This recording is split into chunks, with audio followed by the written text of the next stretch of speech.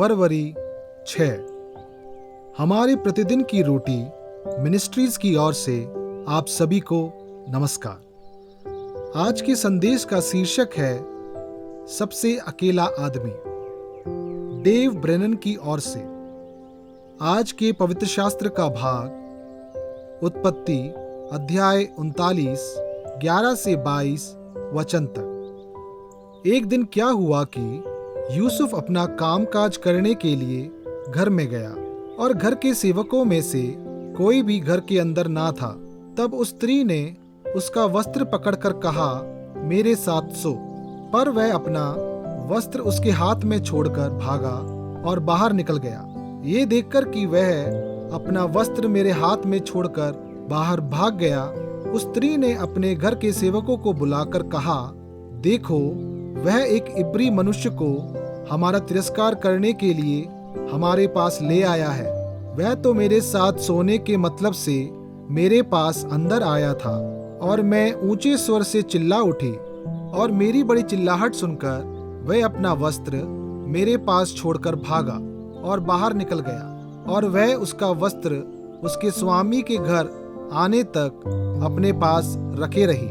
तब उसने उसे इस प्रकार की बातें कही, वह इब्री दास जिसको तू हमारे पास ले आया है, वह मुझसे हंसी करने के लिए मेरे पास आया था और जब मैं ऊंचे स्वर से चिल्ला उठी तब वह अपना वस्त्र मेरे पास छोड़कर बाहर भाग गया। अपनी पत्नी की ये बातें सुनकर कि तेरे दास ने मुझसे ऐसा ऐसा काम किया, यूसुफ के स्वामी का कोप भड़का और यूसुफ के स्वामी ने उसको पकड़कर बंदीगृह में जहां राजा के कैदी बंद थे डलवा दिया।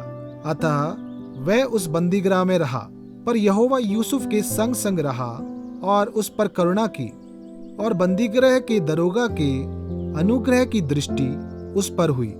इसलिए बंदीगृह के दरोगा ने उन सब बंदियों को जो कारागार में थे यूसुफ के हाथ में सौंप दिया और जो जो काम वे वहां करते थे वह उसी की आज्ञा से होता था।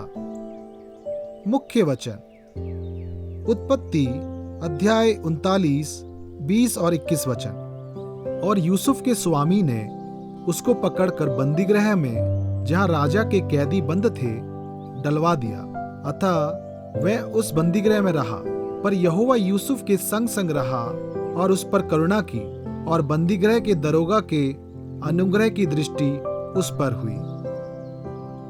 20 जुलाई 1969 को नील आर्मस्ट्रॉन्ग और बज एल्ड्रिन अपने लूनार लैंडिंग मॉड्यूल से बाहर निकले और चंद्रमा की सतह पर चलने वाले पहले इंसान बने। लेकिन हम अक्सर उनकी टीम के तीसरे व्यक्ति माइकल कॉलिंस के बारे में नहीं सोचते हैं, जो अपोलो 11 के लिए कमांड मॉड्यूल उड़ा रहे थे। चांद की सतह परीक्षण करने के लिए उनके साथियों के सीढ़ी से नीचे उतरने के बाद कॉलिंस चांद से दूर किनारे पर अकेला इंतजार कर रहे थे। वह नील, बज और पृथ्वी पर सभी के संपर्क से बाहर हो गए थे। नासा के मिशन नियंत्रण ने टिप्पणी की, आदम के बाद से माइक कॉलिंस के रूप में किसी भी मानव ने इस तरह के अकेलापन नहीं जाना। ऐसे समय होते हैं जब हम पूरी तरह से अकेला महसूस करते हैं। उदाहरण के लिए कल्पना कीजिए, याकूब के पुत्र यूसुफ को कैसा लगा होगा जब उसके भाइयों द्वारा उसे बेच दिए जाने के बाद उसे इज़राइल से मिस्र ले जाया गया था। फिर उसे झूठे आरोपों में जेल में डालकर और भी अलग कर दिया गया। यूसुफ एक विदेशी भूमि में जेल में बिना किसी परिवार के कहीं भी कैसे जीवित रहा होगा। इसे सुने, जब तक यूसुफ बंदीगृह में था पर यहोवा यूसुफ के संग संग रहा।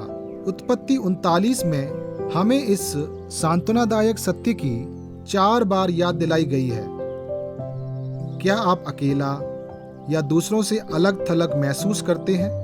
परमेश्वर की उपस्थिति की सच्चाई को थामे रहें, जिसका वादा स्वयं यीशु ने किया था। और देखो, मैं जगत के अंत तक सदा तुम्हारे संग हूँ। अपने उद्धारकर्ता के रूप में यीशु के साथ आप कभी अकेले नहीं होते।